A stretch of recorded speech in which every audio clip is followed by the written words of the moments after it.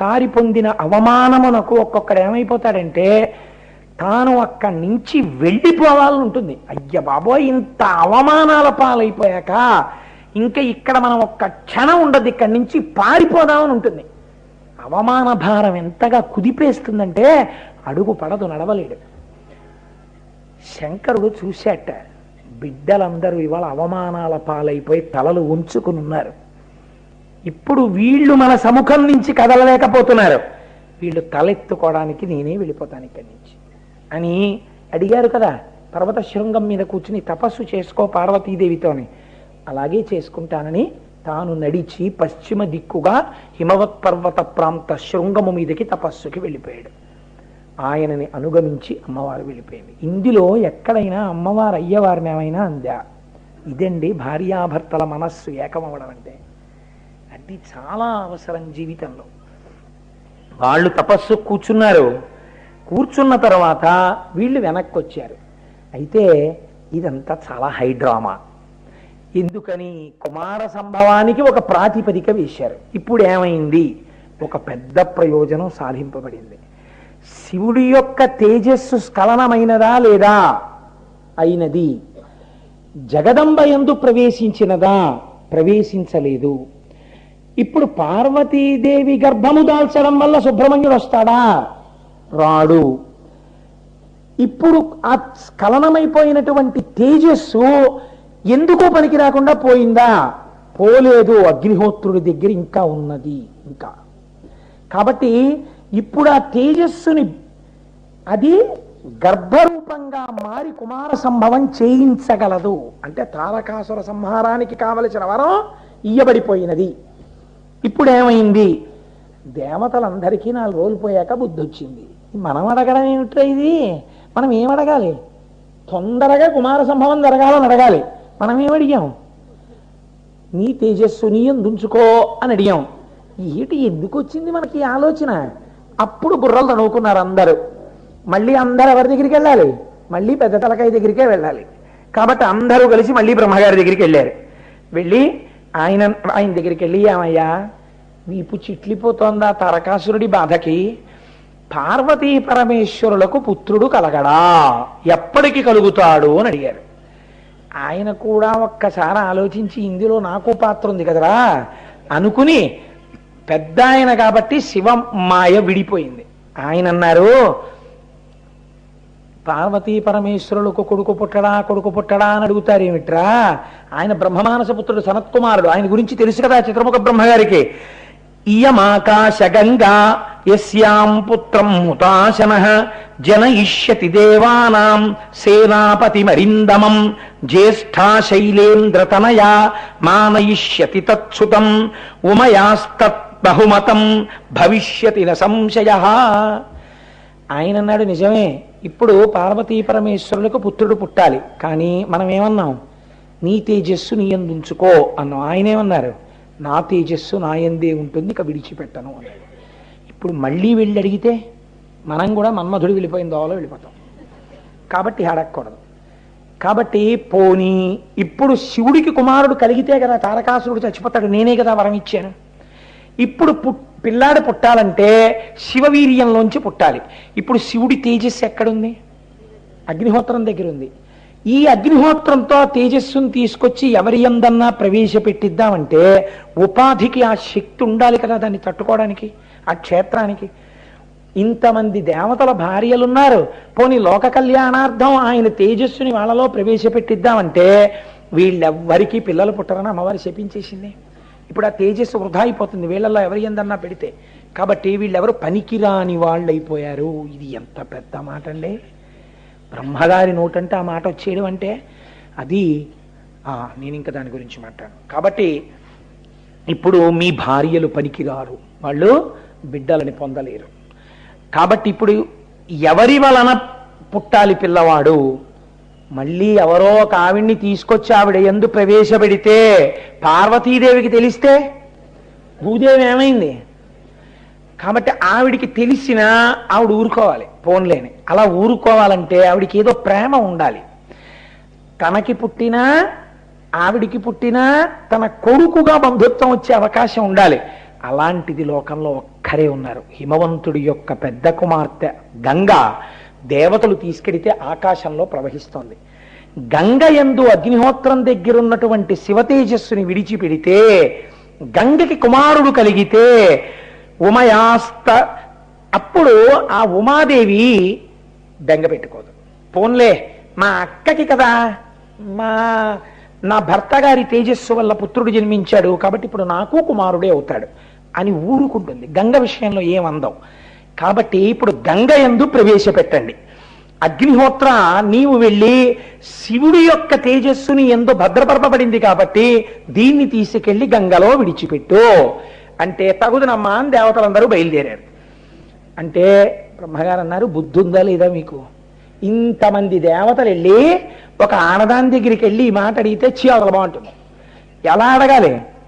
ఎవరి దగ్గర శివ తేజస్సుందో ఆయన అడగాలి. నీ ఎందు ప్రవేశపెడతానమ్మా, నువ్వు స్వీకరించి లోక కళ్యాణం కోసం కొడుకుని కను అని. అంటే బహుశా నా దృష్టిలో అయితే వేరొకరి తేజస్సుని తీసుకొచ్చి ఇంకొక ఉపాధిలో ప్రవేశపెట్టి బిడ్డని కనడం అనేటటువంటి స్థితి పాశ్చాత్య దేశములు కాదు, కుమార సంభవంలో మొదట ఈశ్వరుడు చేశాడేమో ఈ ప్రక్రియ కదండి. కాబట్టి ఇప్పుడు ఏమైంది? నువ్వు వెళ్ళడుగు. దేవతలందరూ అన్నారు, తే గత్వా పర్వతం రామ కైలాసం ధాతుమండితం అగ్నిం నియోజయామాసు పుత్రార్థం సర్వదేవతా. దేవతలందరూ అగ్నిహోత్రుడికి నమస్కరించి అన్నారు, అయ్యా నీ దగ్గరుంది శివ తేజస్సు, ఇప్పుడు ఎంత ప్రమాదం, ఒక్కసారి కాని ఆ నీ దగ్గర ఉన్న తేజస్సు కాని పాడైపోయిందా, ఎవరు భరించలేరో, ఎవరు పుత్రుణ్ణి కనలేరో, ఎవరు గర్భమును దాల్చలేరో వారి ఎందరి పడితే వృధా అయిపోతుంది. ఒకవేళ అది పడుతున్నప్పుడు మీరు భారతంలో విన్నారు కదండి, వ్యాస భగవానుడి యొక్క తేజస్సు ప్రవేశిస్తున్నప్పుడు వెలవెలబోతే పాండురాజు గారు పుట్టారు, కళ్ళు మూసుకుంటే ధృతరాష్ట్రుడు పుట్టాడు. ఆ తేజస్సుని పరమ సంతోషంతో ఆనందంగా నీ నుండి స్వీకరించాలి. ఇంత సంతోషమైన మనస్సులతో స్త్రీ పురుషుల సమాగమంలా నీ దగ్గర శివతేజస్సుని తాను పొందడానికి గంగమ్మ అంగీకరించాలి. ఇలా నువ్వు అడగాల ఆవిడ్ని. ఆవిడ నిన్ను చూసి కోపగించకుండా ఉండాలి. 10 మంది పాపాలు తీసే తల్లిని ఇప్పుడు కొంచెం చిన్న పాపమే చెయ్యమని మనం అడుగుతున్నాం. ఎందుకని? ఇంకా వివాహం కాని పిల్లని పట్టుకుని సాక్షాత్ ఆవిడ వరసకి బావగారి తేజస్సుని ఆవిడలో పట్టమని అడుగుతున్నాం. కాబట్టి ఇది 10 మంది అడిగేది కాదు, లోకరక్షణార్థం అమ్మా నువ్వు ఈ పని చెయ్యాలమ్మా, నువ్వు గంగమ్మవి కదా, పాపాలు కడిగేదానివి కదా, నీకు పాపం ఉండదు కదమ్మా, అయినా అది శివ తేజస్సు కదా, లోక కళ్యాణం కోసం కదా అని నువ్వు ఒక్కడవే వెళ్ళడుగు అని దేవతలందరూ కలిసి ప్రార్థన చేశారు. ఒక్కసారి నోరు జారినందుకు ఎన్ని పాటలు వచ్చాయో చూడండి. ఇప్పుడు అగ్నిహోత్రుడు గంగమ్మ దగ్గరికి వెళ్ళాడు. విడిచిపెడతాను అన్నాడు అనుకోండి, సరే అయితే విడిచిపెట్టు అందనుకోండి, ఆయన విడిచిపెట్టాడు అనుకోండి, ఆవిడ వెలవెలబోయింది అనుకోండి. ఇప్పుడు పుట్టేటటువంటి పిల్లవాడు సమర్థతాహీనుడైపోయాడు అనుకోండి, ఏ కారణం చేతనైనా, తారకాసుర సంహారం ఎలా జరుగుతుంది? ఇహ శివుడి యొక్క తేజస్సు స్ఖలనం అవ్వదు. ఇంకా వాడికి ఇచ్చిన వరం శాశ్వతం అయిపోయి బహుశా ఈ పాటికి మీరు నేను కుమార సంభవం చెప్పుకోవడం కుదరదు కదా. ఇప్పటికీ తారకాసురుడే లోకపాలకుడు. అలా అవ్వకుండా ఉండాలి. నువ్వు ఎంత జాగ్రత్తగా మాట్లాడతావో, ఓసారి తిన్నాను దెబ్బ, మాట్లాడడం సరిగ్గా లేకపోతే అగ్ని, జాగ్రత్త జాగ్రత్త జాగ్రత్త జాగ్రత్త. అందులో ఆడదాంతో మాట్లాడుతున్నావు, పెళ్లికాని దాంతో మాట్లాడుతున్నావు, మాట్లాడకూడదు మాట్లాడుతున్నావు, చాలా జాగ్రత్త. ప్రార్థన అందుకు ప్రార్థన చేసి పంపారు. పంపిస్తే అగ్నిహోత్రుడు వెళ్ళి గంగమ్మ దగ్గరికి వెళ్ళి నిలబడ్డాడు. గంగమ్మ దర్శనమిచ్చింది సాకార రూపంగా. దేవతానాం ప్రతిజ్ఞాయ గంగామభ్యేత్య పావకః గర్భం ధారయ వై దేవి దేవతానాం ఇదం ప్రియం. అమ్మా, దేవతల యొక్క ప్రియము కొరకు నువ్వు గర్భమును దాల్చాలి. నువ్వు తప్ప ఇప్పుడు గర్భమును దాల్చడానికి దేవకాంతలు పనికిరారు. కనుక తల్లి, లోక కళ్యాణము కొరకు నువ్వు గర్భమును ధరించు. ఎంత మర్యాదగా మాట్లాడాడండి అగ్నిహోత్రుడు. ఇప్పుడు నేను తేజస్సు ఏదో విడిచిపెడతాను నువ్వు పుచ్చుకోనలేదు. ఇంతకు ముందు అన్నారు ఈ పిచ్చి మాటలు, ఇప్పుడు అలా అంటలేదు. లోక కళ్యాణము కోసమని నువ్వు గర్భమును దాల్చు అని అడుగుతున్నాడు. ఎందుకని? పుచ్చుకోవడం కాదు, గర్భం ధరించాలి. లేకపోతే పోయిందే, ఇంక ఇప్పుడు అవకాశం పోతుంది. అంటే ఆవిడంది తస్య తద్వచనం శ్రుత్వా దివ్యం రూపమధారయత్. నేను మీకు చెప్పానే, మనస్ఫూర్తిగా అంగీకరించినది. అందుకని చక్కటి దివ్యమైన రూపాన్ని ధరించి ఆ తేజస్సుని పొందడానికి అంగీకారముతో వచ్చినది. అనగా వికసించిన మనస్సుతో, ఏ అరమరిక లేకుండా ఇది లోక కళ్యాణము కోసమని నేను పరమశివుని యొక్క తేజస్సుని నా యందు వహించుచున్నాను అన్న భావనతో పరమ సౌందర్య రాశి అయి గంగ వచ్చి అగ్నిహోత్రుడు ముందు నిలబడింది. ఇది సృష్టికే విచిత్రం. ఆవిడ గంగ, ఈయన అగ్ని. ఆ అగ్ని ఈ గంగ దగ్గరికి వెడితే అగ్నిన్నా అరిపోవాలి, గంగన్నా ఇంకిపోవాలి. ఇప్పుడు ఎలా సమాగమం కుదురుతుందండి? ఎలా తేజస్సు విడవబడుతుంది? అంటే ఇది కూడా ఈశ్వరానుగ్రహమే కావాలి కదండి. శివ సంకల్పమస్తు, శివుడు తనకు ఒక కుమారుడు కలుగుతున్నాడు అని అక్కడ సంతోషించాలి. అమ్మవారు ఆ మహానుభావుడైనటువంటి ఆ బ్రహ్మజ్ఞాని నాకు కుమారుడిగా, నాతో కూడా సంబంధం ఉండేటట్టే, పార్వతీపుత్రుడుగా కూడా ఉండేటట్టే వస్తున్నాడని అమ్మవారు సంతోషించాలి. అలా వాళ్ళ సంతోషం ప్రకృతి యందు రెండు విరుద్ధమైన భూతముల యందు గర్భధారణకు అవకాశం కలగాలి. ఇది ఎంత చిత్రమండి అసలు కుమార సంభవం నిజంగా. ఇప్పుడు దృష్ట్వాతం మహిమానాంస సమంతాదవకీర్యత సమంతతస్తతో దేవి అభ్యుషించత పావక. పావక అని పిలిచారు. అగ్నిహోత్రుడు తన అవయవములన్నిటి చేత గంగ యొక్క అవయవములను కప్పి తనలో ఉన్న శివతేజమును గంగయందు అభిషిత్యంత్యా విడిచిపెట్టాడు. ఇప్పుడు ఆవిడ గర్భాన్ని దాల్స్తుందా? మొత్తం దేవతలు, యక్షులు, గంధర్వులు, కిన్నెరులు, కింపురుషులు, తారకాసురుడు కూడా అలా చూస్తున్నాడు. నా టైం అయిపోతోందా అని వాడి వర్గం వాళ్ళు. ఈవిడ తట్టుకోగలదా? మిగిలిన వాళ్ళు. కుమార సంభవం జరుగుతుందా? పుడితే పార్వతీదేవికి కూడా కొడుకుగా ఇప్పుడు ఎలా వస్తాడు? ఇదొక $1 మిలియన్ క్వశ్చన్. కాబట్టి ఇప్పుడు అందరూ ఉత్కంఠతో అలా చూస్తున్నారు, ఏమంటుంది గంగమ్మ. ఇప్పుడు గంగమ్మ నోటి వెంట ఏ మాట వస్తోందో ఆ మాట కోసం సుందరకాండలో హనుమ ఆ 100 యోజనముల సముద్రాన్ని దాటి వచ్చేస్తున్నప్పుడు సీతమ్మని చూశానంటాడో చూడలేదంటాడో అని వానరులందరూ లేచి నిలబడినట్టు లోకమంతా గమనిస్తోంది గంగ ఏమంటుంది. గంగ గర్భమును ధరించగలదా అని. ఇప్పుడు గంగమ్మంది వీళ్ళందరి గుండెలు జారిపోయేటట్టుగా మాట అంది. తమువాచ తతో గంగా సర్వదేవ పురోహితం అశక్తాధారణే దేవా తవ తేజస్సముత్థతం దహ్యమానగ్నినాతేన సంప్రవ్యధిత చేతన. నేను ఈ తేజస్సుని భరించలేను. గంగ నీరంతా ఉడికిపోతోంది. ఈ వేడి నేను తట్టుకోలేకపోతున్నాను, నీరు ఆవిరైపోతోంది, నాకు స్పృహ తప్పిపోతోంది, నా అవయవములు డసిపోయాయి. ఈ తేజస్సు నా యందు నేను ఉంచుకోలేను, అది నాకు శక్యము కావట్లేదు, నేను దీన్ని ఏం చెయ్యను అని అడిగిందంటే నేను గర్భమును ధరించగలను అని ఆవిడ అనలేదు. ఒకళ్ళు గబగబా తప్పట్లు కొట్టి డాన్స్ చేసి సంతోషపడిపోతున్నారు. ఎవరు? తారకాసురాదులు. మిగిలిన వాళ్ళు గబగబా వేళ్లు విరిచేస్తున్నారు. ఎలా? ఇప్పుడు ఈవిడ కానీ కొంప తీసేసి ఆ వీర్యాన్ని కానీ వదిలిపెట్టేయడమో కరిగిపోవడమో చేసేసిందా? ఆవిరైపోయిందో అయిపోయిందా? ఇంకా తారకాసురుడే లోకపాలకుడు, ఆయన తపస్సుకి వెళ్ళిపోయి పలకడం. ఎలా హడిలిపోతున్నారు. ఇప్పుడు ముందున్నవాడు అగ్ని భర్తృ రూపంలో విడిచిపెట్టినట్టు కదండి మరి. కాబట్టి ముందు ఆయనే మాట్లాడాలి. ఆయన వెంటనే ఈశ్వరుడు అనుగ్రహించాడండి. ఆయన అన్నాడు, ఇహ హైమవతే పాదే గర్భోయం సన్నివేశ్యతాం. ఆ హిమవత్ పర్వతం మీద పార్వతీ పరమేశ్వరులు ఉన్నారు. లోకరక్షకుడు, కాపాడి తీరుతాడు, కుమారుణ్ణి ఇచ్చి తీరుతాడు, సుబ్రహ్మణ్యుడు పుడతాడు. ఇది ఆయన నమ్మకం. నువ్వు భరించలేకపోతే అటు ఇటు చిమ్మీకు ఆ తేజస్సుని తీసుకెళ్లి హిమవత్ పర్వత ప్రాంతము యొక్క పాదముల దగ్గర వదిలిపెట్టేసేయ్ అన్నాడు. అనేటప్పటికి ఆవిడేం చేసింది? గబగబా తీసుకెళ్లి ఆ తేజస్సునంతటినీ హిమవత్ పర్వత ప్రాంత పాదాల దగ్గర వదిలేసింది. వదిలేస్తే ఇప్పుడు ఎలా?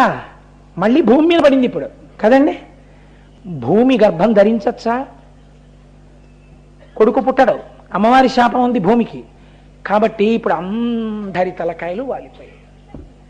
అన్నన్నన్నన్నా 1 బాల్ లెఫ్ట్ 1 రన్ రిక్వైర్డ్ అంటే నిష్కారణంగా 3 అడుగులు ముందుకొచ్చి ఫుల్ టాస్ వదిలేసి రన్నగ పరిగెత్తి దేశాన్ని ఓడించేసిన వాడిని చూసి తలకాయలు పట్టేసుకున్నట్టు ఎంత పని చేశాడు రా.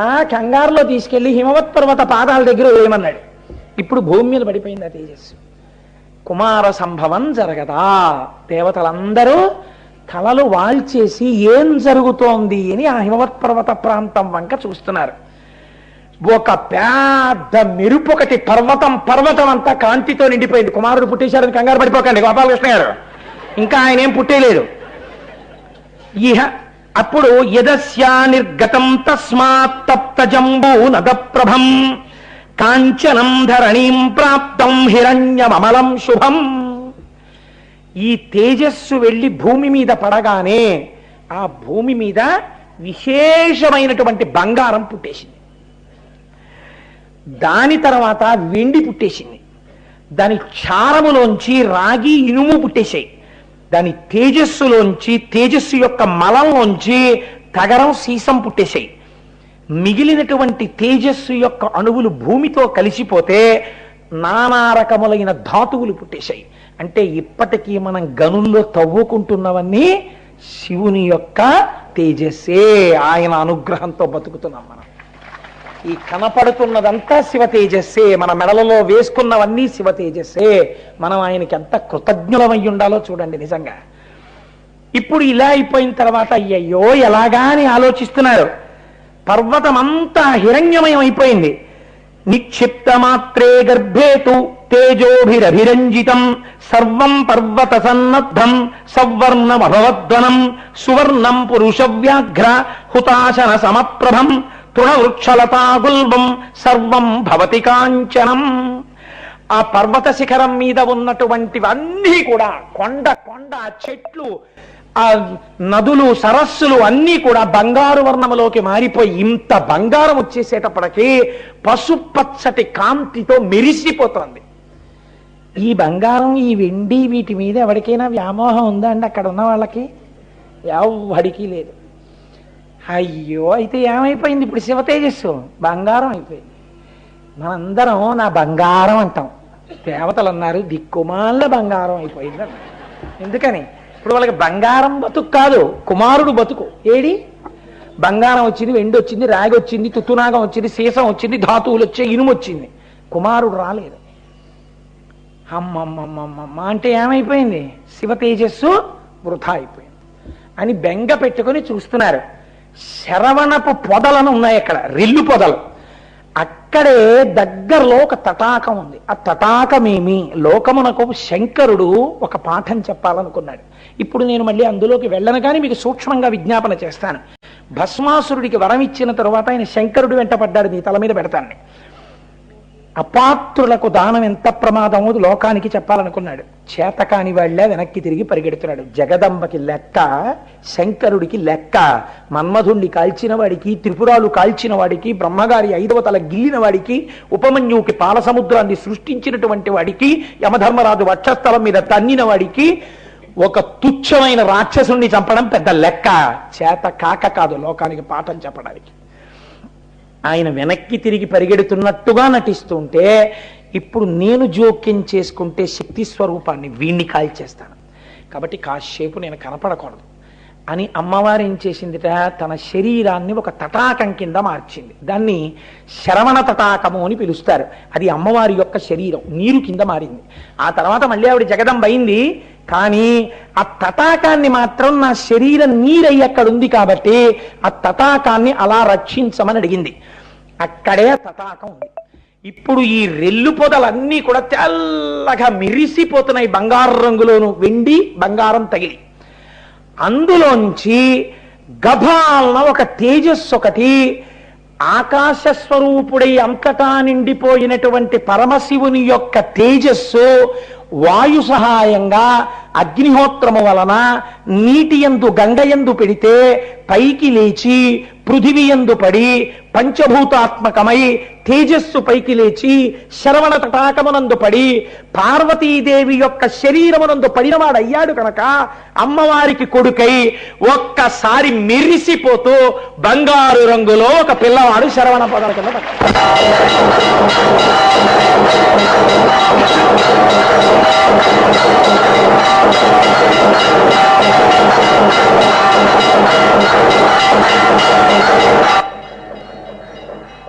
లోకరక్షణ హేతునా మహానుభావుడు.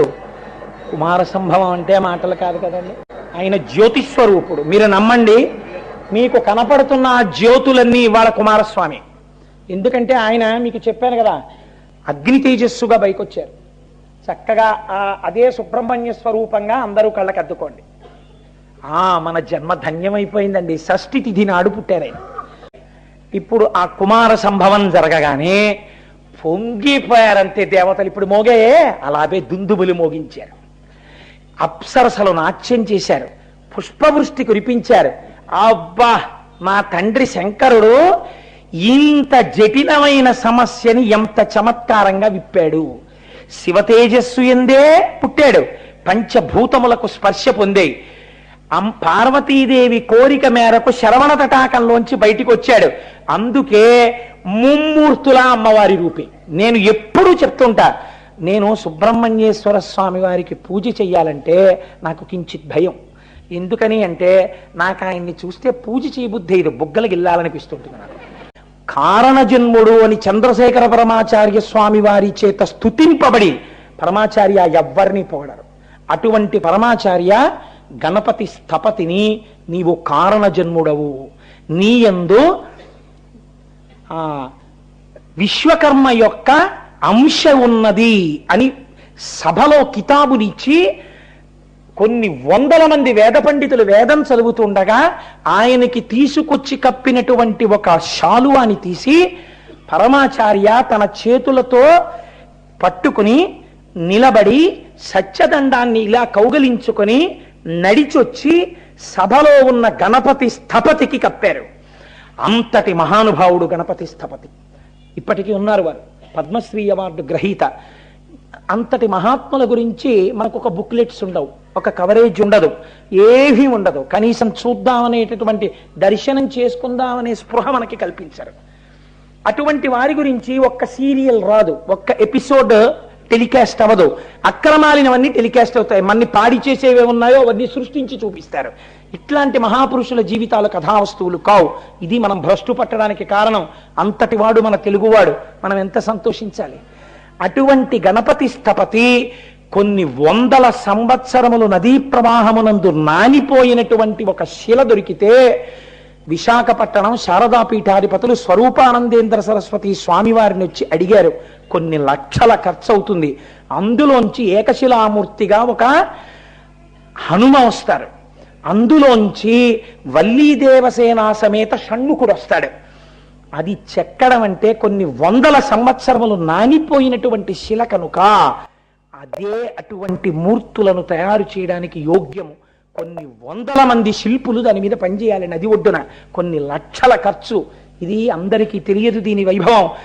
మీరు పూనుకోగలరా స్వామి అని అడిగితే వెంటనే ఇంతటి మహత్కార్యము జరగవలసినదే అని స్వామి టక టక టక టక ఫోన్లు చేసి, నా కొరకు కాదు, ఇంతటి మహత్తరమైన దేవాలయం రావాలి లోకానికి అంటే లక్షలు వచ్చి పడిపోయింది. పడిపోతే సంవత్సరములు శ్రమించి చెక్కారండి. ఇంత చెక్కిన తర్వాత ఒక ముక్కో ఒక కన్నో అపభ్రంశం అయిందనుకోండి, పోయినట్టే. అద్భుతమైనటువంటి షణ్ముఖుడు అంతెత్తునుంటాడు. పక్కన వల్లీ దేవసేన. ఆగమం ప్రకారం ఎలా ఉండాలో అలా ఉంటుంది సుబ్రహ్మణ్యుడి దేవాలయం. అసలు దాని తలుపులు చూస్తేనే మనసు పొంగిపోతుంది. అటువంటి గుడి. ఆ దేవాలయంలో ఉన్నటువంటి మూర్తులతో కళ్యాణ సుబ్రహ్మణ్యుడు అంటారు. అవి వల్లీ దేవసేన సమేతంగా 6 ముఖాలతో ఉన్న సుబ్రహ్మణ్యుడు నెమలి మీద కూర్చుని ముద్దులు మూట కడుతూ ఉంటాడు. అసలు ఇంట్లో ఆ మూర్తి ఉంటే చాలు. ఆ సుబ్రహ్మణ్యేశ్వర స్వామి పుట్టగానే ఇప్పుడు మనం ఎలా పొంగిపోతున్నామో అలా దేవతలందరూ పొంగిపోయారు.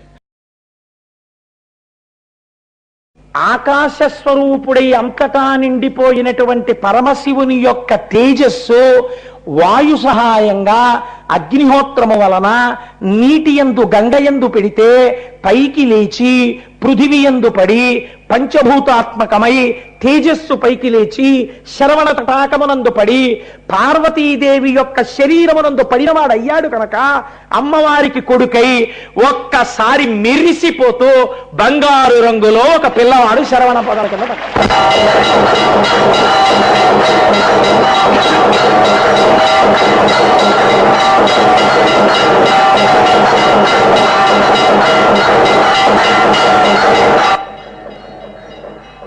లోకరక్షణ హేతునా మహానుభావుడు.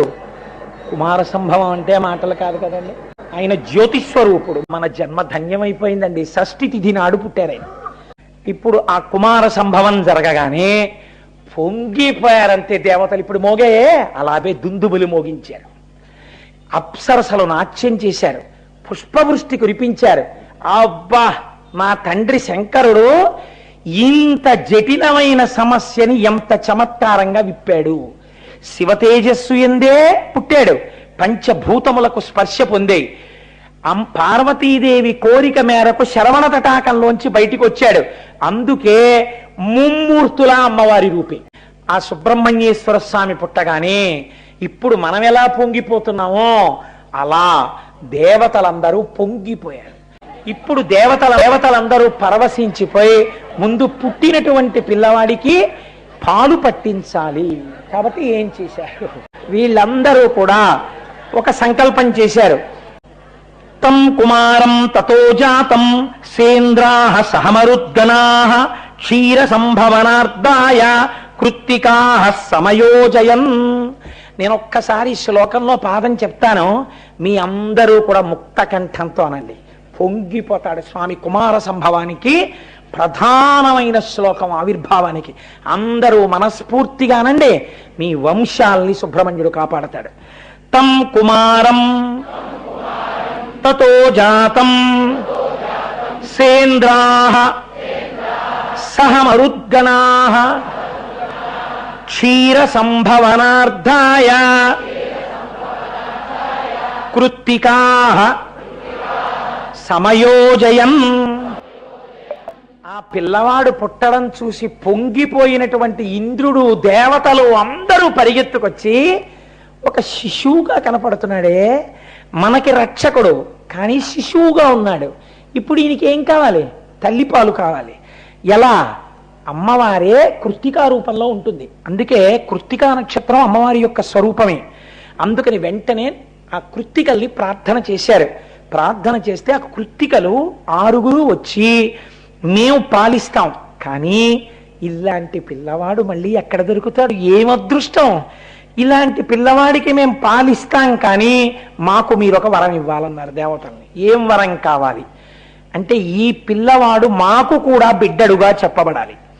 అంటే ఎంతమంది ఆయన్ని కొడుగ్గా చూసుకుంటున్నారో చూడండి. లోకంలో పనికొచ్చే పిల్లాన్ని చూస్తే అందరూ కూడా మాకు అబ్బాయి అని పెద్దవాళ్ళు చూడండి. ఒక పనికొచ్చే వ్యక్తి కనపడ్డారనుకోండి, నాయన నా ఆయుర్దాయం కూడా పోసుకొని 10 కాలాలు బతకవయా, ఏ తల్లి బిడ్డవో అంటారు. అని నువ్వన్నానని ఏమనుకోకే, నిన్ను చూస్తే నా కొడుకులా అనిపించావంటారు. అది అమ్మ మనస్సు. వాళ్ళు అలా కోరడం ఎంత సమంజసం అండి నిజంగాను. అందులో వెనక చరిత్ర చాలా ఉందనుకోండి. ఈ మాట ఎప్పుడైనా అమ్మవారి గురించి చెప్పినప్పుడు చెప్తాను ఆ విషయాన్ని.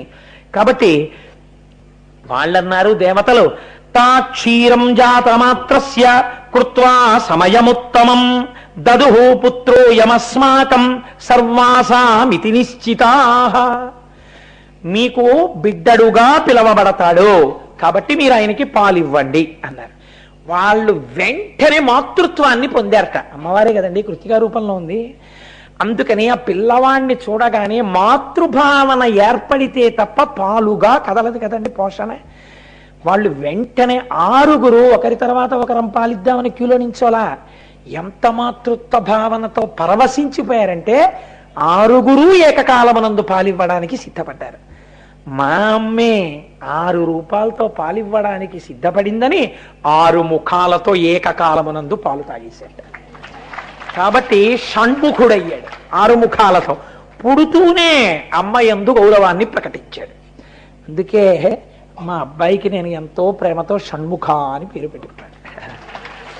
కాబట్టి ఇప్పుడు తతస్తు దేవతా సర్వాః కార్తికేయమితి బ్రువన్ పుత్రస్థైలోక్య విఖ్యాతో భవిష్యతి న సంశయః.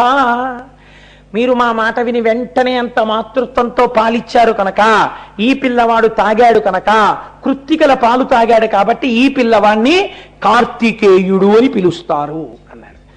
అంటే కొంతమంది దేవతలు అన్నారు, మహానుభావుడు ఆనాడు సనత్కుమారుల వారే ఇలా జన్మించారు కాబట్టి గర్భము జారి పడిపోతే పూర్ణముగా గర్భము 12 నెలలు లేకుండా, అంటే తతశ్చద్వాదశే మాసే అని 12 నెలలప్పుడు, కాబట్టి 12 నెలలు లేకుండానే బయటికి వచ్చాడు కాబట్టి జారిపోయిన కడుపులోంచి, జారిపోయిన గర్భంలోంచి బయటికి వచ్చి మనని రక్షించాడు. అసలు నిజానికి అప్పుడు ప్రమాదం రావాలి, కానీ మన రక్షణ పుట్టింది. స్కంద ఇత్యబ్రువం దేవాః స్కన్నం గర్భ పరిశ్రమాత్ కార్తికేయం మహాభాగం కాకుత్సజ్వలనోపమం. ఎంత పొంగిపోయాడో ఆ రోజున విశ్వామిత్రుడి వృత్తాంతం చెప్తూ. రామా, ఆ రోజున గర్భము జారిపోతే పుట్టినవాడు కాబట్టి స్కంధుడు అని చాలా మంది ఆయన్ని పిలిచారు. స్కందనామము దాని వలన వచ్చినది.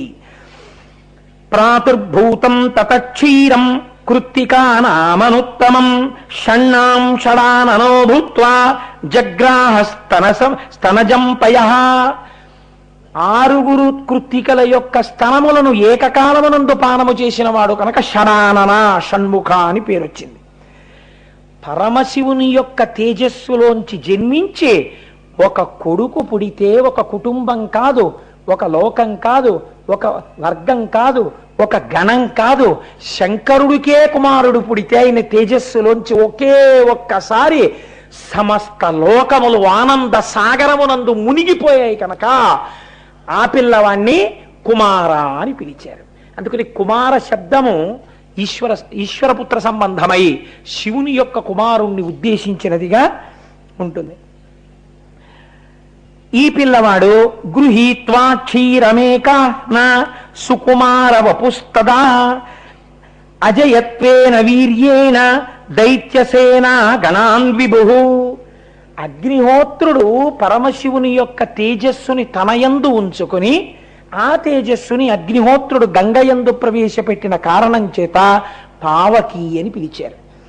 ఆయన ఒకే ఒక్కసారి తల్లుల పాలు తాగి ఒకే రోజులో యవ్వనంలో ఉన్నటువంటి కుమారస్వామిగా మారిపోయారు. తొందరగా భక్తుల్ని రక్షించడానికి, అమ్మయ్యా ఇంకా తారకాసుర సంహారం అయిపోయినట్టే, ఇంకా వాడి పిల్లాన్ని ఏం చేయడానికి కూడా లేదు, ఇంకా ఏదో దశమస్కందంలో కృష్ణుడి మీదకి రాక్షసులు వచ్చినట్టు రావడానికి కూడా లేదు. కాబట్టి ఉత్తర క్షణం ఈయనకి అభిషేకం చేసేద్దామని పుట్టినరోజు నాడే దేవతలందరూ ఆయన్ని కూర్చోబెట్టేసి దేవసేనాధిపతిగా అభిషేకం చేసేశారు. కాబట్టి సేనాని అని పేరు పొందాడు. ఈయనకే గుహ అని ఒక పేరు. గుహ అన్న పేరు ఎందుకు రావాలి అంటే, మహానుభావుడు సాక్షాత్ పరమశివుని యొక్క తేజస్సు కనుక, పార్వతీదేవి యొక్క అంశయందు వచ్చినవాడు కనుక, ఒక బ్రహ్మజ్ఞాని కుమారుడిగా వచ్చినాడు కనుక ఆయనే ఆత్మస్వరూపి, పంచభూతములతో సంబంధం ఉన్నవాడు. అందుకే పుట్టుక ఎందే. కాబట్టి ప్రతి హృదయ క్షేత్రమునందు ఆయన ఉన్నాడు. కాబట్టి గుహ అని ఆయనకు ఒక పేరు. ఇది చెప్పి మహానుభావుడు ఆయన అన్నారు, ఇందులో చాలా ఆశ్చర్యకరమైనటువంటి విషయం ఒకటి ఉంది, మీరు బాగా జ్ఞాపకం పెట్టుకోండి. పార్వతీదేవి దయాస్వరూపిణి, జగత్తంతటికి తల్లి. ఆవిడ నీటితో కూడినటువంటి ఒక మబ్బు వంటిది. శంకరుడు దయాస్వరూపి, శంకరుడు లోకమునకంతటికి తండ్రి, శంకరుడు కారుణ్యామృతమును వర్షించేటటువంటి మేఘస్వరూపి.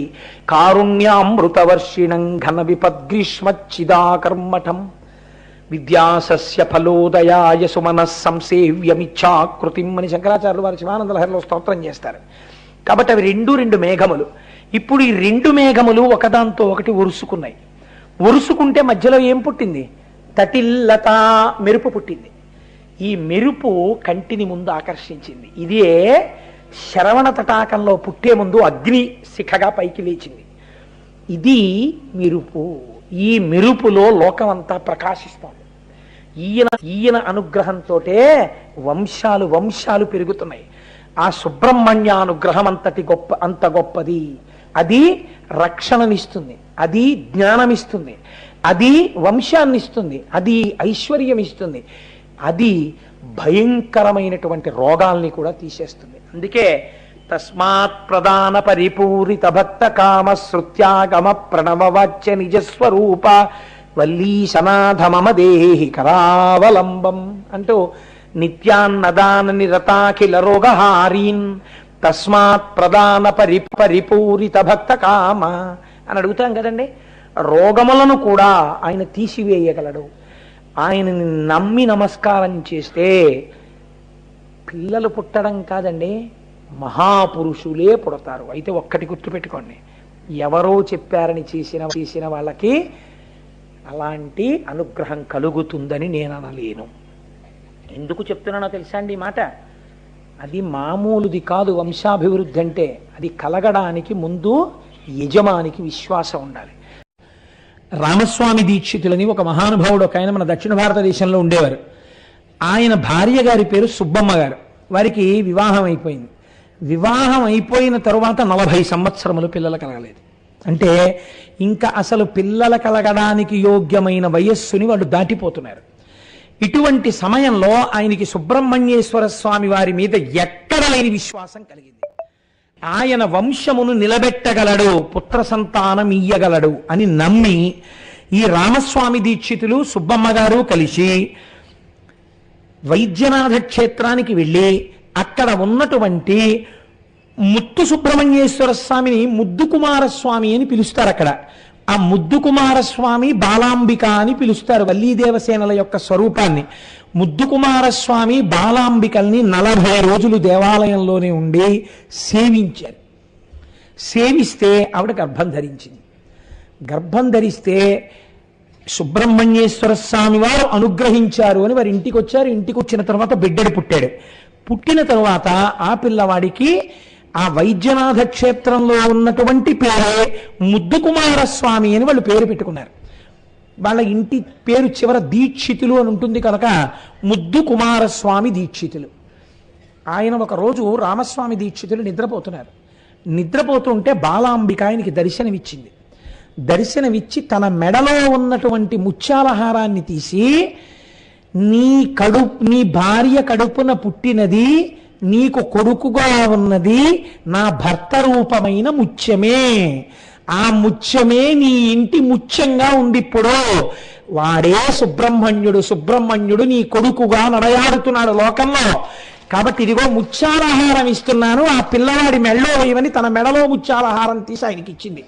కలేమో అని కళ చూసుకుని తెల్లబోయి లేచారు. చేతిలో ముత్యాలహారం ఉంది. కొడుకు మెడలో వేసి తమిళంలో ముత్తు అంటే ముత్యం, ముద్దు కుమారస్వామి దీక్షితులు ముత్తుస్వామి దీక్షితులు అయ్యారు. ఆయనే సంగీత త్రయంలో శ్యామశాస్త్రి, త్యాగరాజు, ముత్తుస్వామి దీక్షితారు. ఆయనే మహానుభావుడు అయ్యాడు ముత్తుస్వామి దీక్షితారు.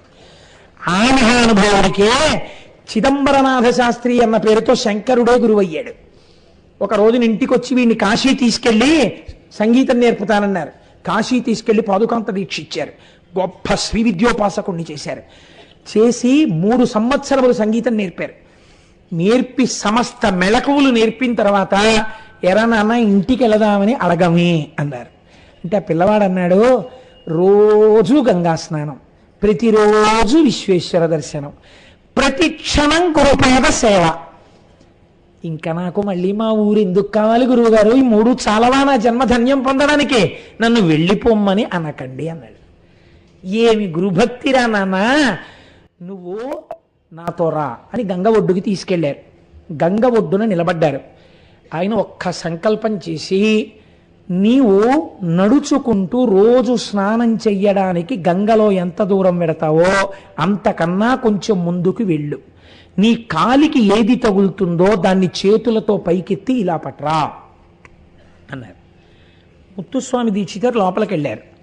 కాలికి ఏదో తగిలింది. తగలగానే వారు చేతులతో పైకెత్తారు. అదే ముత్తుస్వామి దీక్షితర్ చేతిలో ఉన్న వీణ. గంగలో దొరికింది ఆయనకి. అమ్మవారు అనుగ్రహించింది ఆ వీణ. ఆ వీణ తీసుకొచ్చి గురువుగారి పాదాల దగ్గర పెట్టి నమస్కరించారు. ఒరే, నువ్వు సుబ్రహ్మణ్యావతారానివి. ఆయనే పరమశివుడు చిదంబరనాథ శాస్త్రి గారిగా వచ్చి ఉపదేశం చేశారు. అమ్మ అనుగ్రహం కలిగి నీ చేతి వీణ అయింది. నాన్న, నీలాంటి శిష్యుడు కలిగాడు, నా జన్మ ప్రయోజనం నెరవేరింది, గంగా స్నానం చేసి వస్తానని లోపలికెళ్ళి మునిగారు. ఇక పైకి రాలేదు. రాకపోతే అక్కడ చుట్టుపక్కల ఉన్న వాళ్ళని తీసుకెళ్లి గంగలో వెతికితే చిదంబరనాథ శాస్త్రి గారి శరీరం దొరికింది.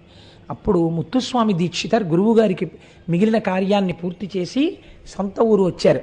చిత్రం ఏమిటో తెలుసా అండి? ఒక్క కచేరీ కూడా చేయకముందే ముత్తుస్వామి దీక్షితర్ తిరుత్తని వెళ్ళారు. తిరుత్తని వెడితే ఆయనకి సుబ్రహ్మణ్యేశ్వర స్వామి వారి యొక్క గొప్ప క్షేత్రం తిరుత్తని. ఆ తిరుత్తని క్షేత్రానికి వెళ్ళి మా అమ్మ 40 రోజులు నమ్మి గుళ్ళో ఉపాసన చేసింది. నేను పుట్టాను 40 రోజులు నేను రోజు ఇక్కడ కీర్తనలు చేస్తానని కీర్తనలు చేశారు.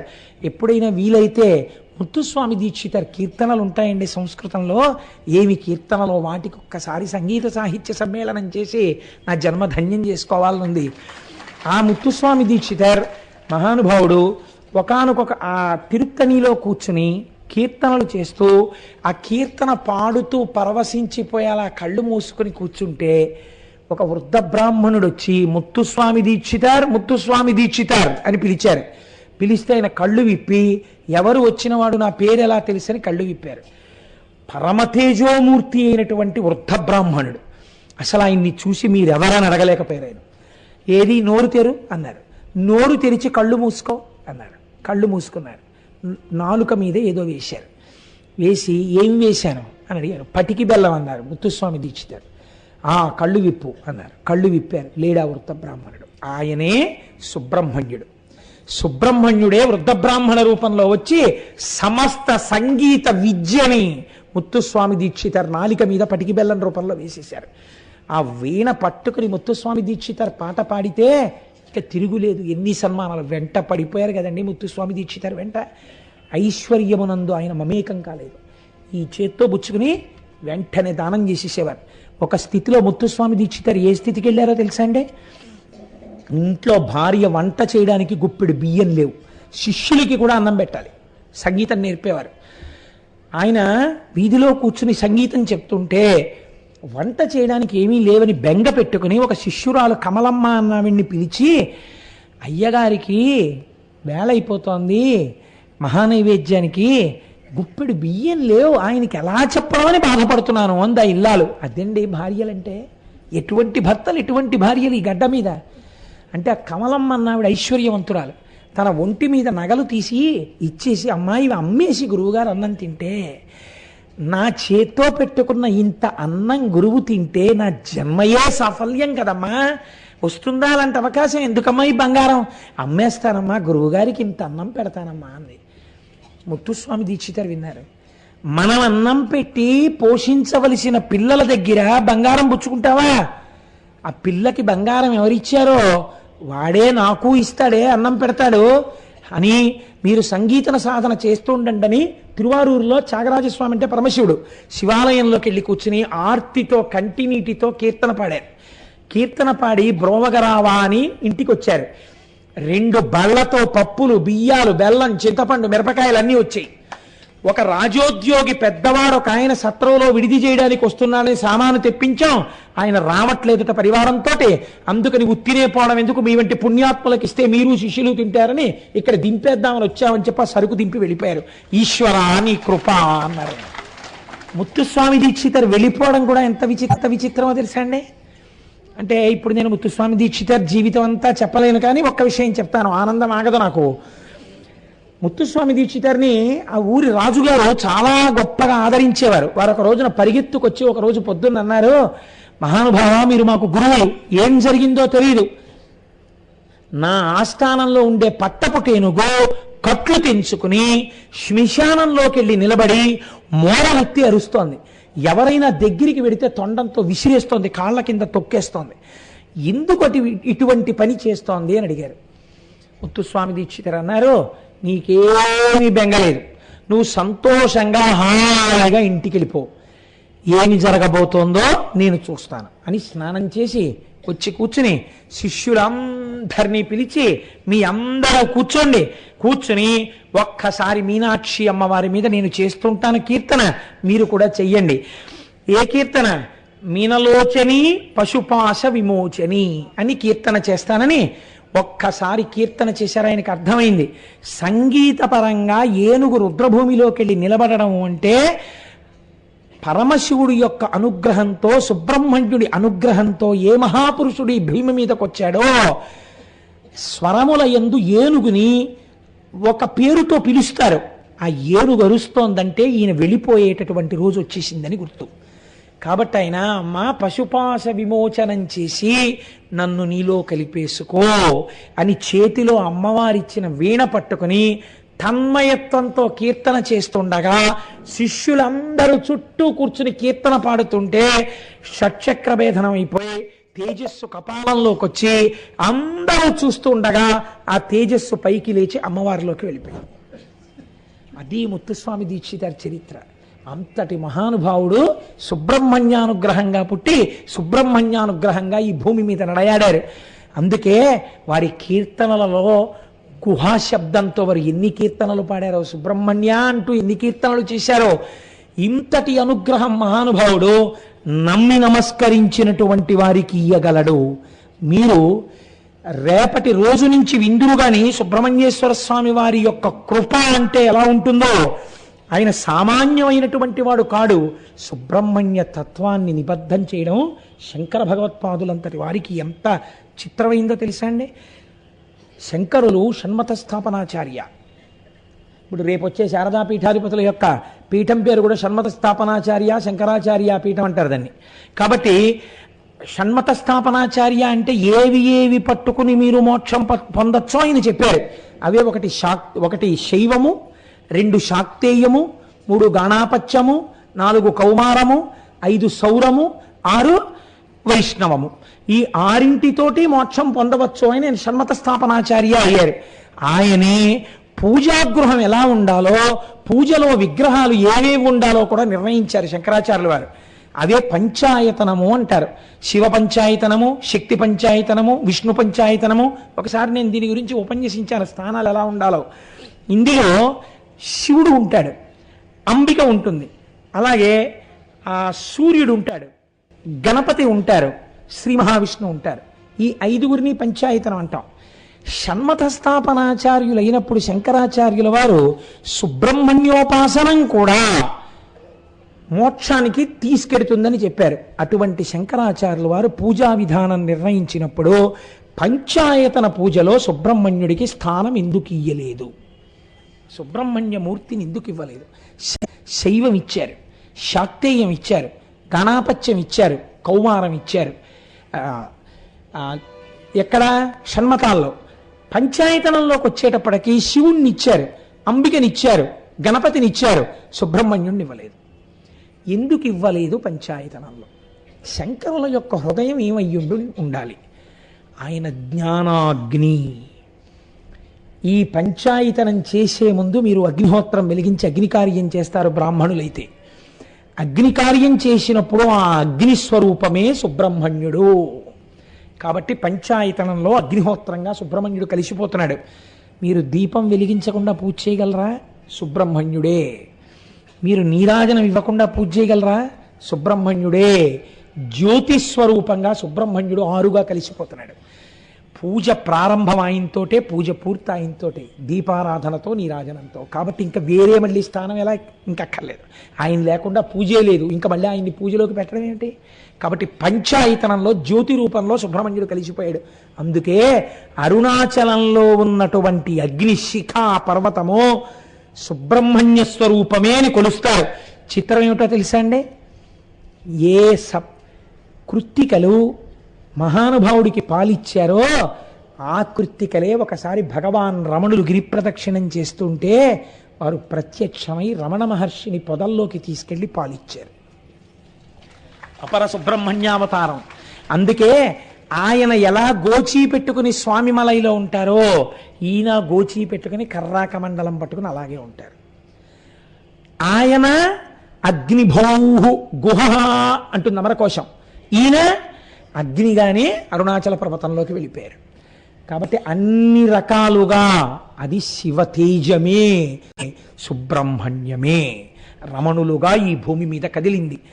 కాబట్టి ఇంత పరమ పవిత్రమైనటువంటి ఈ సుబ్రహ్మణ్యేశ్వర స్వామి వారి యొక్క జననము వినడం అన్నది, ఆయన యొక్క సంబంధమును గూర్చి వినడం అన్నది ఎవరికో తప్ప చెల్లదు. భక్తశ్చ కార్తికేయ కాకుచ్చ భువిమానవ ఆయుష్మాన్ పుత్ర పౌత్రైశ్చ స్కందసాలోక్యతాం వ్రజేత్. భక్తశ్చ కార్తికేయే, ఎవరు కార్తికేయునకు భక్తులై ఈ లోకమునందు సుబ్రహ్మణ్య ఆరాధన చేయుచున్నారో వారు ఆయుష్మాన్ పుత్ర పౌత్రైశ్చ, వాళ్ళు ఆయుష్మంతులై పుత్ర పౌత్రులను చూస్తారు. స్కంద సందసాలోక్యతాం వ్రజేత్, స్కందలోకాన్ని పొందుతారు. ఈ సుబ్రహ్మణ్యేశ్వరుడి వైభవం ఏమిటో, ఆయన అనుగ్రహం ఏమిటో, ఆయన రూపం ఏమిటో, ఆయన తత్వం ఏమిటో, ఈ విషయాలన్నింటినీ రేపటి రోజున మీకు నేను విపులీకరిస్తాను.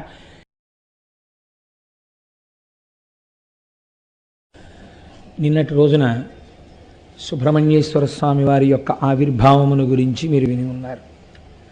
సుబ్రహ్మణ్య స్వరూపమును గురించి, వారి తత్వమును గురించి శాస్త్రం ఎలా మాట్లాడుతుందంటే, పార్వతీ పరమేశ్వరుల ఇద్దరి యొక్క దయ, ఇద్దరి యొక్క కారుణ్యము ఒక చోట ప్రోది చేస్తే, ఒక చోట ముద్ద చేస్తే అది ఏ సుబ్రహ్మణ్యుడు.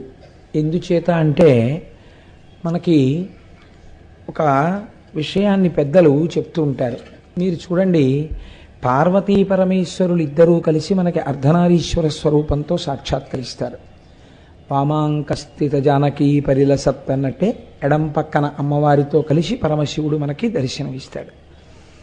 ఇలా ఉన్నటువంటి పార్వతీ పరమేశ్వరులలో మనం అయ్యవారు మన ఎదురుగుండా నించున్నప్పుడు ఆయన కుడిపాదం మీద చెయ్యి వేసి నమస్కరించాం అనుకోండి, అప్పుడు ఎవరికి నమస్కరించినట్టు? పరమశివుడికి నమస్కరించినట్టు. అప్పుడు ఆయన ఎడం పాదం కోసం మీరు వెతుక్కున్నారనుకోండి, దొరకదు. ఎందుకని? ఎడమ పాదం అమ్మవారి పాదం అయి ఉంటుంది. అయితే సుబ్రహ్మణ్యేశ్వర స్వామి వారి యొక్క తత్వాన్ని దీనితో అనుసంధానం చేస్తూ ఒక చమత్కారమైనటువంటి విషయాన్ని పెద్దలు చెప్తూ ఉంటారు. సాధారణే స్మరజయే నిటలాక్షి సాధ్యే భాగశివో భజతు నామ యశస్సమగ్రం వామాంఘ్రిమాత్రకలితే జననత్తదీయే కావా ప్రసక్తిరిహ కాల జయే పురారేహే. అమ్మా, సాధారణంగా మనం లోకంలో ఏమని చెప్పుకుంటూ ఉంటామంటే, పరమశివుడు తన మూడవ కంటి మంట చేత మన్మధుణ్ణి కాల్చినాడు అని చెప్తాం. అప్పుడు ఆ ప్రతిష్ట ఎవరికి ఆపాదింపబడినది? శంకరునకు ఆపాదింపబడింది. ఆయన కామారి, కాముణ్ణి కాల్చినవాడు. కానీ మీరు తత్వతః విచారణ చేస్తే మూడవ కన్ను పార్వతీదేవికి ఉంది, పరమేశ్వరుడికి ఉంది. కళాభ్యాం చూడాలంకృత శశికళాభ్యాం నిజతపఫలాభ్యాం అని ఒకరు ఒండరులకు, ఒకరి తపములకు ఒకరు ఫలమైనట్లుగానే ఇద్దరికీ మూడో కన్ను ఉంటుంది.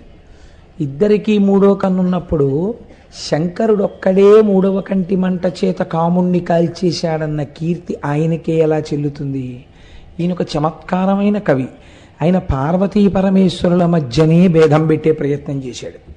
కాబట్టి ఈశ్వర, నువ్వు కామారివి అన్న కీర్తి నీకొక్కడికి ఎలా వస్తుంది? కాముణ్ణి కాల్చిన వాడివని. నువ్వు ఒక్కడివి కాదుగా, మూడవ కన్ను నీది, పార్వతీదేవిది కూడా. కాబట్టి ఆవిడికి సగపాలు వెళ్ళాలి. ఇంకా నీకు రెండో గొప్ప బిరుదేమిటి? కాలుణ్ణి తన్నావు, యమధర్మరాజు గారిని తన్నావని. కానీ వామాంగ్రిమాత్ర కలితే జననిత్వదీయే, నువ్వు తన్నినప్పుడు ఎడమ పాదంతో తన్నావు. ఎడమ భాగం ఎవరిది? అమ్మవారిది. కాబట్టి ఇప్పుడు ఈ కీర్తి ఎవరికి వెళ్ళాలి? అమ్మవారికి వెళ్ళాలి. కాబట్టి కామారి, కాలారి ఈ రెండు బిరుదులు నిజానికి కామారి బిరుదులో సగం ఆవిడిది, కాలారి బిరుదు ఆవిడిది. కాబట్టి 1.5 పాళ్ళు కీర్తి ఆవిడిది, అరపాళ్ళు కీర్తి నీది. కానీ నీ గురించి లోకం ఏం చెప్తోంది? కామారి శంకరుడు, కాలారి శంకరుడు అంటోంది. ఇది ఎలా కుదురుతుంది? మా అమ్మకి 1.5 పాళ్ళు ఉంటే అమాయకురాల్ని చేసి నువ్వు బుచ్చేసుకుంటావా కీర్తంతా అని అడిగాడు. అడిగి ఆయనే ఎంత పార్వతీదేవి కూడా గబుక్కుని శివుడు వంక చూసిందేమో, ఏమిటండో ఇలాంటి పనులు చేశారా అన్నట్టుగా. ఆ కవే చమత్కారంగా అన్నారు, అశక్యమంగాం తరవద్విభక్తు అణుప్రమాణం కరూం యనంతః సామాన్యభూతం శివయోస్తదీకం సానుగ్రహం స్యాన్మయి గర్భదాసే అన్నారు. అమ్మా ఏమో ఈ కాలు పట్టుకున్నప్పుడు ఈవిడిది, ఈ కాలు పట్టుకున్నప్పుడు ఈయనది, మూడో కన్ను ఆవిడిది, మూడో కన్ను ఈంది, ఎడంకాలు ఆవిడిది, కుడికాలు ఈవిడిది, గొడవలు ఉన్నాయేమో, కానీ మీ ఇద్దరికీ కలిపి ఉన్నటువంటి వస్తువు అనగా విడతీసి చూడడానికి వీలు లేనిది ఏదైనా ఉన్నదా? ఉన్నది. ఏమది? మీ ఇద్దరి యొక్క మనస్సు ఒక్కటై ఉన్నది. పాదాలు విడివిడిగా కనపడతాయేమో, మూడవ కన్ను ఇద్దరికీ ఉన్నట్టు కనపడుతుందేమో, నీకో మనస్సు ఆయనకో మనస్సు లేదు. మీ ఇద్దరి మనస్సులు ఒక్కటే. మీ ఇద్దరి మనస్సులు ఒక్కటయ్యాయనడానికి ఎవరు మాకు సాక్ష్యము? సుబ్రహ్మణ్యుడే సాక్ష్యము. కాబట్టి ఏకీకృతమైనటువంటి పార్వతీ పరమేశ్వరుల యొక్క మనస్సుకు, కారుణ్యమునకు ఈ సుబ్రహ్మణ్యేశ్వర స్వామిని గుర్తుగా నేను వారికి నమస్కరించుచున్నాను. కాబట్టి ఇప్పుడు ఏమైంది? పార్వతీ పరమేశ్వరానుగ్రహమే మీ యందు ప్రసరించుచున్నది అని ఆయన అంటారు. కనుక చూడండి, ఇప్పుడు పార్వతీ పరమేశ్వరులు ఇద్దరు చాలా సంతోషించారు. తమకు ఒక కుమారుడు కలిగాడు. ఇంత లోకపూజితుడైన వాడు సంభవించాడు. వెంటనే కైలాసం నుంచి ఒక రథాన్ని పంపి, నేను మళ్ళీ శివమహాపురాణంలోంచి అన్వయం చేస్తున్నాను, ఎందుకంటే వరకు రామాయణంలోంచి అన్వయం చేశాను శ్లోకాల్ని. ఆ కుమారస్వామిని కైలాస పర్వతం మీదకి తీసుకుని వెళ్ళారు. తల్లి పార్వతీదేవి చూడగానే పరవశించిపోయింది, ఎదురొచ్చింది, కౌగిలించుకుంది, మూర్ధన్యస్థానమునందు ముద్దు పెట్టుకుంది, పైకెక్కించుకుని తన తొడ మీద కూర్చోపెట్టుకుంది, కౌగిలించుకుంది. ఆ తర్వాత శంకరుడు తీసుకుని తన కుడితో ఆయన తొడ మీద ఆయన కూర్చోపెట్టుకుని ఆయన పరవశించిపోయాడు. పరవశించిపోయి ఎంత చిత్రమైన మాట అన్నాడంటేట, మూడవ వాడికి వినపడకుండా షణ్ముఖుడి కుడి చెవు దగ్గరికి తీసుకుని ఆయుష్మాన్ భవ, ఆయుష్మాన్ భవ, ఆయుష్మాన్ భవ అని 6 మాటలు అన్నట్టు. 6 తలలతో ఉన్నవాడు కదండి, అందుకని 6 మాటలు ఆయుష్మాన్ భవ, నీ ఆయుర్దాయమునకు కొరత లేకుండుగాక అని శంకరుడు ఆశీర్వచనం చేశాడు. అన్యథా ఒక తండ్రి తన కుమారుడు నమస్కరిస్తే ఏ ఆశీర్వచనం చెయ్యాలో లోకం నేర్పుతోంది. ఆయుష్మాన్ భవ అనాలి కొడుకుని. కాబట్టి తండ్రి కొడుకుని దగ్గరికి తీసుకుని అన్న మొట్టమొదటి ఆశీర్వచనం ఆయుష్మాన్ భవ. అన్న తరువాత ఇప్పుడు జరగవలసినటువంటి దేవతా కార్యం ఒకటి ఉన్నది. ఏమిటా దేవతా కార్యం? తారకాసుర సంహారం. ఇప్పుడు ఆయన యొక్క శక్తి సామాన్యం కాదు. ఆయనని ఎదిరించడానికి వీలుగా దేవతలందరూ తమ శక్తులనన్నింటినీ కుమారస్వామికి ధారపోశారు. తమ శక్తులను ఏ రూపంగా ధారపోశారు అంటేట, వాళ్ళందరూ వచ్చి వాళ్ళ దగ్గర ఏవి ప్రకాశవంతమైనటువంటివి, అత్యంత దీప్తి కలిగినటువంటివి, వాళ్ళ యొక్క సమస్తమైనటువంటి శక్తి కేంద్రీకరింపబడినవి ఉన్నాయో వాటన్నింటినీ కుమారస్వామికి బహూకరించారు. పార్వతీ పరమేశ్వరులు ఇద్దరూ కలిసి త్రిశూలము, పినాకము, పాశుపతాస్త్రము, గొడ్డలి, శక్తి అయ్యవారి చేతిలో ఉంటుంది, సుబ్రహ్మణ్యేశ్వరుడి చేతిలో పట్టుకున్నటువంటి శూలం అది అమ్మవారి యొక్క శక్తి. ఆ శక్తి స్వరూపాన్ని ఇస్తే శంకరుడు మళ్ళీ వెనక్కి పిలిచి దగ్గర కూర్చోపెట్టుకుని శాంభవి విద్యని కూడా కటాక్షించాట. బ్రహ్మదేవుడు వేదాలనిచ్చి, యజ్ఞోపవీతమిచ్చి, గాయత్రీ మంత్రమిచ్చి, కమండలమిచ్చి, బ్రహ్మాస్త్రం ఇచ్చాడు. శ్రీ మహావిష్ణువు పిలిచి వైజయంతిమాల కంఠహారము ఇచ్చారు. దేవేంద్రుడు పిలిచి ఐరావతం ఇచ్చాడు, వజ్రాయుధం ఇచ్చాడు. వరుణుడు పిలిచి శ్వేతఛత్రం ఇచ్చాడు, ఒక రత్నములతో కూడిన మాలనిచ్చాడు. సూర్యుడు మనోవేగం కలిగినటువంటి రథాన్ని, ఒక కవచాన్ని ఇచ్చాడు. యముడు యమదండాన్ని ఇచ్చాడు. చంద్రుడు అమృత కలశాన్ని ఇచ్చాడు. అగ్ని మహాశక్తినిచ్చాడు. నిర్పతి స్వకీయాస్త్రము అనబడేటటువంటి ఒక అస్త్రాన్ని ప్రదానం చేశాడు. వాయువు వాయవ్యాస్త్రాన్ని ఇచ్చాడు. కుబేరుడు గదనిచ్చాడు. మన్మధుడు కామశాస్త్రాన్ని ఇచ్చాడు. పాలసముద్రం అమూల్యమైనటువంటి రత్నాల్ని, ఒక రత్నాలతో కూడినటువంటి అందెని బహుకరించిందిట. హిమవంతుడు తాతగారు కదండి, అమ్మవేపు తాతగారు, అయ్యవేపు తాతగారి గురించి మీరు అడక్కండి. ఎందుకు అడగకూడదో మీరు పార్వతీ కళ్యాణంలో విందురు గాని. కాబట్టి అమ్మవేపు తాతగారు హిమవంతుడు వచ్చి మనవడు కదా, అందుకని పట్టుబట్టలు ఇచ్చేట కట్టుకోమని. గరుత్మంతుడు చిత్రబర్హణుడు అనబడేటటువంటి